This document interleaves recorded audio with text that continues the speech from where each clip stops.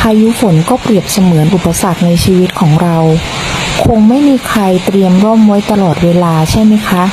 เช่นเดียวกันค่ะเราก็คงไม่ได้เตรียมรับมือกับปัญหาที่จะเกิดขึ้นกับเราได้ตลอดเวลาจริงไหมคะถ้าพายุมาขณะที่เรากำลังเดินอยู่กลางทาง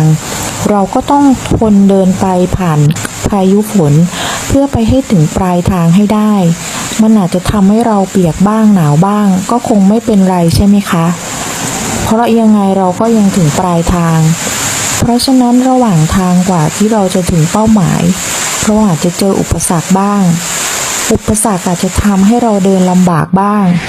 แต่ก็ไม่ได้หมายความว่าเราจะผ่านมันไปไม่ได้ใช่ไหมคะ